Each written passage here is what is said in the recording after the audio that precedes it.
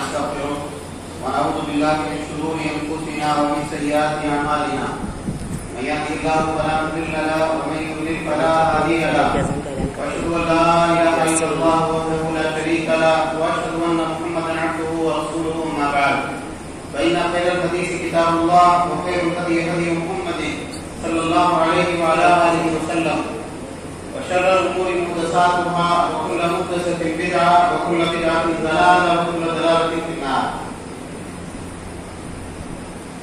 محترم حضرات، اس سے پہلے ہم بات شروع کریں ایک اہم اعلان یہ ہے کہ سحر کا وقت 5:10 پر ختم ہوگا. اس سے پہلے صحیح کر لیں اور فجر کی اذان بھی 5:10 پہ ہوگی اور نماز انشاءاللہ ٹھیک 5:30 بجے ادا کی جائے گی.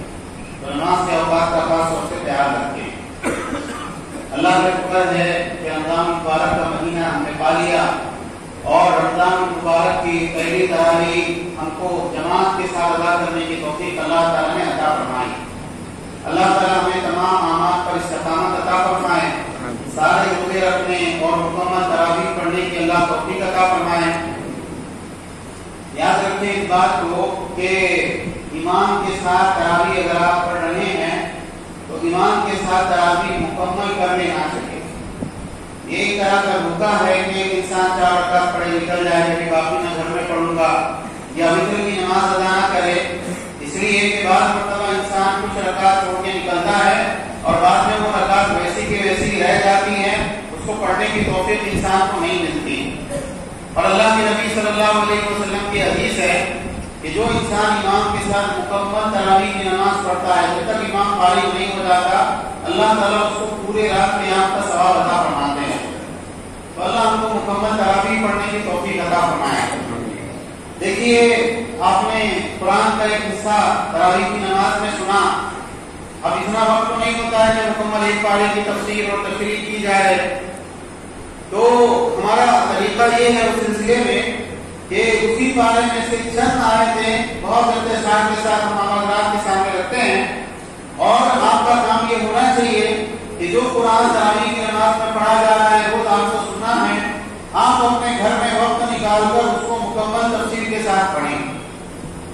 قرآن جو رمضان کا مہینہ ہے یہ شہر قرآن ہے، قرآن کا مہینہ ہے. امام مالک رحمہ اللہ کا یہ معمول تھا، اور یہ امام مالک کی بات کیا ہے، اللہ کے نبی صلی اللہ علیہ وسلم کا یہ معمول تھا کہ رمضان المبارک کے اندر آپ زیادہ سے زیادہ وقت قرآن کے ساتھ گزارتے تھے. اور جب رمضان کا مہینہ آتا تو امام مالک اپنی جو ہے دیگر ساری مصروفیات بند کر دیتے، حدیث کا درس بھی بند کر دیتے اور مصحف لے کر قرآن کی تلاوت میں مشغول ہو جاتے اور سارا کا سارا وقت قرآن کی تلاوت کے اندر گزرتا. تو قرآن کو تفصیل کے ساتھ پڑھیں، ترجمے کے ساتھ قرآن سنیں اور قرآن کو صحیح کریں، قرآن کو یاد کریں. جتنا وقت رمضان کے اندر آپ قرآن کو دے سکتے ہیں اتنا وقت آپ کو رمضان کو قرآن کو جو دینا چاہیے. بہرحال آپ نے بھی سورہ بقرہ سنی، سورہ بقرہ کا ایک حصہ آپ نے سنا. 2.5 پارے کی یہ سورت ہے. اس سورت مبارکہ کی فضیلت کیا ہے؟ اس سلسلے میں مسند احمد میں حضرت عائشہ رضی اللہ تعالیٰ عنہ کی سند سے ایک حدیث موجود ہے. اللہ کے نبی صلی اللہ علیہ وسلم نے فرمایا من اخذ السبع الاول فهو حبر.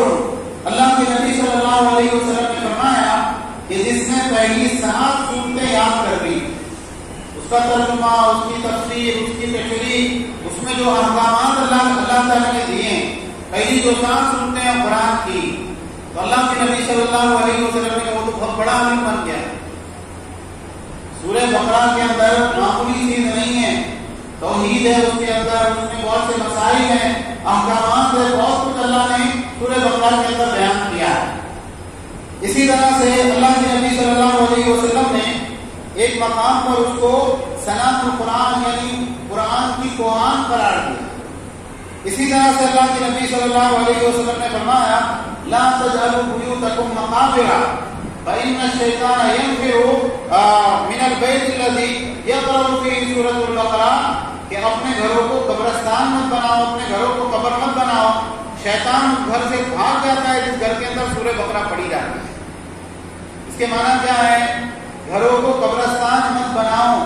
یعنی گھر میں ایک تو تمہارے قبر نہیں ہونا چاہیے، کوئی بڑے سے بڑا انسان مر جائے اس کو مسلمانوں کے عام قبرستان میں دفن کرنا چاہیے، اور قبرستان کے اندر سورہ بقرہ کی تلاوت کرنا منع ہے۔ تو اگر تمہارے گھر میں سورہ بقرہ کی تلاوت نہیں ہو رہی ہے تو گھر کہاں ہے؟ وہ تو قبرستان ہے۔ تو گھر کے اندر جو ہے سورہ بقرہ کی تلاوت کیا کرو، اور اس کی فضیلت کیا ہے؟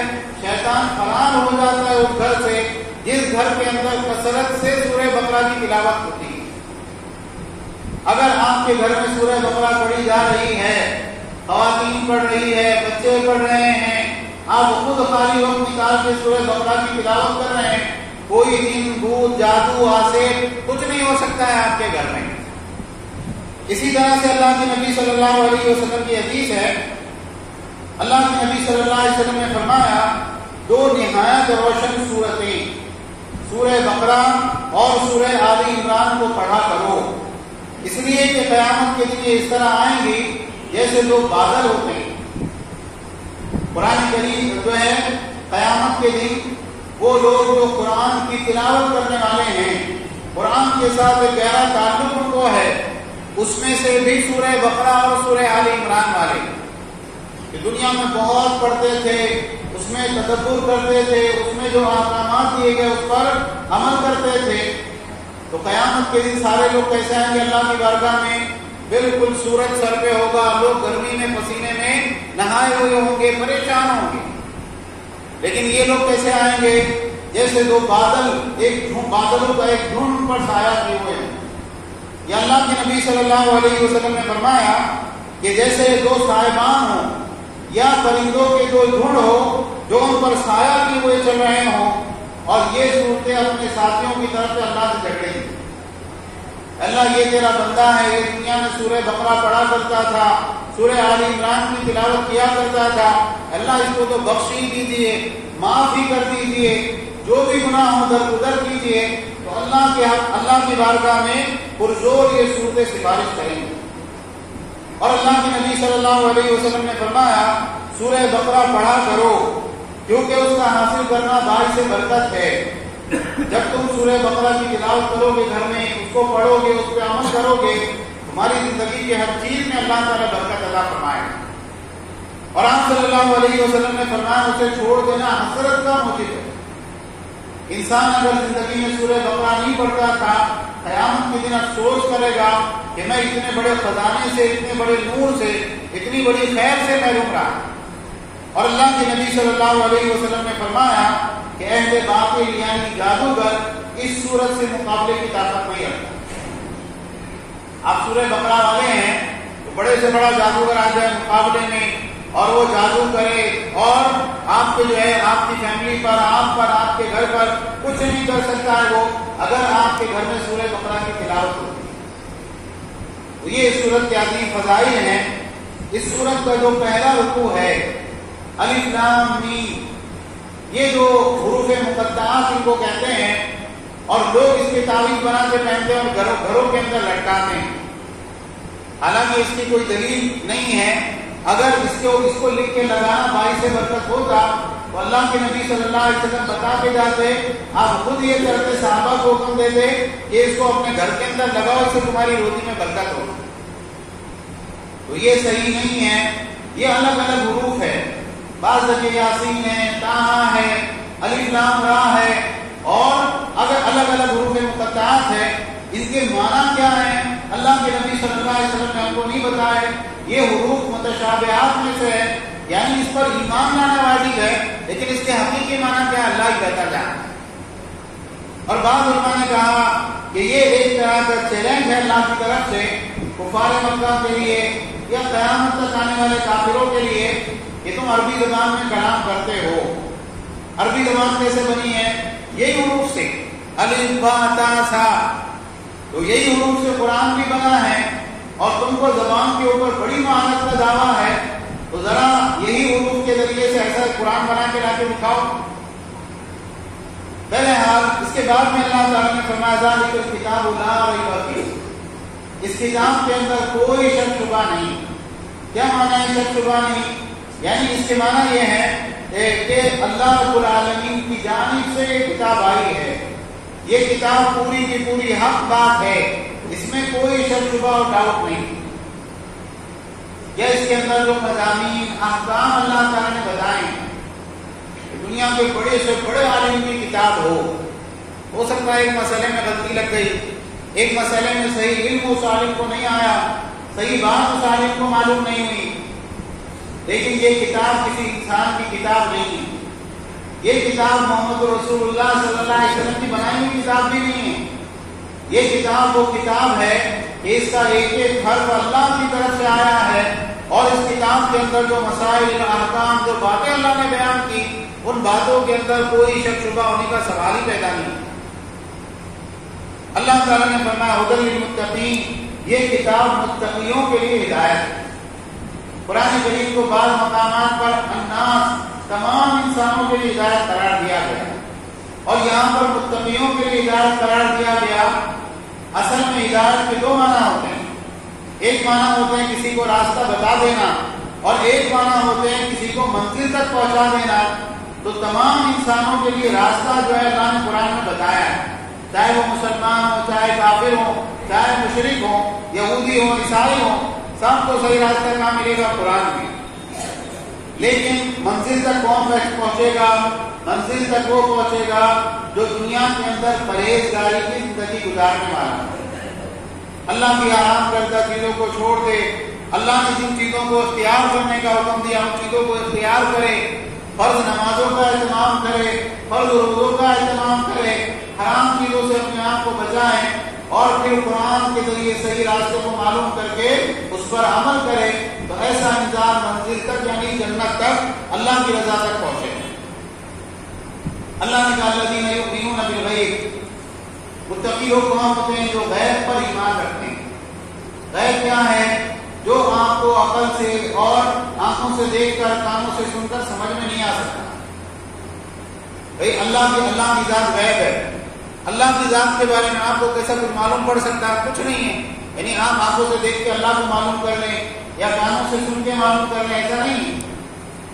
تو اللہ کے نبی صلی اللہ علیہ وسلم نے خبر دی اللہ تعالیٰ غیب میں ہے، لیکن ایک انسان یقین رکھتا ہے کہ میرا رب اگر تو میں نے اس کو دیکھا نہیں، کبھی میں نے اس کی آواز کانوں سے نہیں سنی. جنت ہے، جہنم ہے، قیامت کے احوال ہے، پہلے انبیاء کے تذکرے ہیں، اور جو ہے بعد میں قیامت کے جو احوال آنے والے اس کا تذکرہ ہے، تقدیر ہے. ساری چیزیں غیب ہے. ایک ایمان والا غیب پر یقین رکھتا ہے، ایمان رکھتا ہے، اگر سے وہ چیز اس کی عقل میں آئے. اور وہ متقی لوگ کون ہوتے ہیں؟ جو نماز قائم کرنے والے ہوتے ہیں. اللہ نے نماز پڑھنے کا حکم نہیں دیا، نماز قائم کرنے کا حکم دیا. دیکھیے نماز قائم کرنے سے مراد کیا ہے؟ اس میں سب سے پہلی بات یہ ہے نماز ویسے پڑھنی ہے جیسے اللہ کے نبی صلی اللہ علیہ وسلم پڑھتے تھے، کیونکہ آپ نے کہا صلو کما رأیتمونی اصلی، ایسے ہی نماز پڑھنا جیسے مجھے نماز پڑھتے دیکھا ہے. تو ایک آدمی جان بوجھ کے اللہ کے نبی صلی اللہ علیہ وسلم کے طریقے کی مخالفت کرتا ہے. بھائی یہ سنت ہے نا؟ ہاں سنت ہے، لیکن دیگر لوگ نہیں کرتے تو میں بھی نہیں کرتا. ایسی نماز اللہ کے مقبول ہوگی کہ نہیں مقبول ہوگی کچھ نہیں معلوم. اسی طرح سے نماز کے اندر اعتدال کے ساتھ نماز پڑھنا، ٹھہر ٹھہر کے نماز پڑھنا. یہ جو ابھی رمضان کا مہینہ ہے، بہت سی مساجد کے اندر تراویح کی نماز پڑھی جائے، اور وہ ہم سے رکعت کے اندر زیادہ بھی نماز پڑھتے ہیں، 20 رکعت پڑھتے ہیں. لیکن جس مسجد کے اندر 8 ہو یا 20 ہو یا اور دیگر نمازیں جو فرض نمازیں ہیں، اگر اطمینان کے ساتھ نماز نہیں پڑھی جا رہی ہے، ایک دم جلدی پڑھے، الفاظ سمجھ میں نہیں آ رہے قرآن کے، اور فوراً رکوع میں چلے گئے، رکوع توڑے اللہ لمن حمیدہ، اللہ اکبر، مقتدی کے لیے یہ پریشان ہو گیا کہ وہ کیسا برابر مینٹین کرے. تو اگر یہ چیز ہے تو یاد رکھے وہ نماز ہوتی نہیں. ایسی مسجد کے اندر تراویح کی نماز پڑھنا اپنی نماز کو ضائع کرنا. ایسا امام جو نماز کے اندر اطمینان کے ساتھ نماز نہیں پڑھتا، فرض نماز بھی پڑھا رہا، اس کے پیچھے نماز نہیں ہوتی. اللہ کے نبی صلی اللہ علیہ وسلم کے زمانے میں ایک صاحب آئے، جلدی سے 2 رکعت نماز پڑھی. اللہ کے نبی صلی اللہ علیہ وسلم کے پاس آئے، سلام کیا، آپ نے سلام کا جواب دیا، کہا جاؤ واپس جاؤ، تمہاری نماز نہیں ہوئی. وہ آدمی دوبارہ جا کے نماز پڑھا، اس نے پھر آ کے سلام کیا، آپ نے کہا وعلیکم السلام، جاؤ تمہاری نماز نہیں، دوبارہ نماز پڑھو۔ 3 بار اللہ کے نبی صلی اللہ علیہ وسلم نے اس کو واپس بھیجا۔ اس کے بعد اس نے کہا اللہ کے نبی اس سے اچھی نماز پڑھنا مجھ کو نہیں آتی۔ آپ نے کہا جب نماز کے لیے آؤ ایسے کھڑے رہو، اطمینان کے ساتھ رکوع کرو، رکوع سے اٹھ کے اطمینان کے ساتھ کھڑے رہو، سجدے میں جاؤ، سجدے سے اٹھ کے اطمینان کے ساتھ بیٹھو۔ تو اللہ کے نبی صلی اللہ علیہ وسلم نے اطمینان کے ساتھ نماز ضروری قرار دیا۔ اسی طرح سے اللہ کے نبی صلی اللہ علیہ وسلم نے حکم دیا ہے کہ جماعت کے ساتھ انسان نماز پڑھے۔ آپ نے کہا جس بستی میں یا جنگل میں 3 آدمی ہوں اور جماعت کے ساتھ نماز نہ پڑھے شیطان ان کو مسلط ہو جاتا ہے۔ تو بہت سے لوگ جو رمضان کے اندر سحری کھائے تو کہاں فجر کی نماز کے لیے جائیں گے، بہت تاخیر ہوگی، نہیں تو ایک جماعت کے ساتھ نماز پڑھنے کا تو دونوں ملتے، حالانکہ مسجد بغل میں، یا لمبی افطاری کھائے آدھے گھنٹے تک اور اس کے بعد میرے بعد میں ہم جماعت کر لیں گے، تو یہ آپ نماز قائم نہیں کر رہے۔ اسی طرح سے نماز کے اندر اپنی صفوں کا درست کرنا ضروری ہے، اگر صفیں درست نہیں ہو رہی تو آپ کی نماز صحیح نہیں۔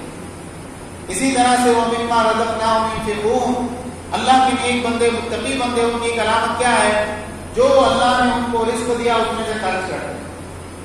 اس میں ایک عجیب بات علماء نے ذکر کی ہے، شیخ عبدالسلام مٹوی وغیرہ نے اپنی تفسیر میں وہ کہتے ہیں کہ اللہ کا دیا ہوا رزق صرف مال نہیں ہوتا۔ ہم لوگ کیا سمجھتے ہیں؟ مال میں سے خرچہ کرنا۔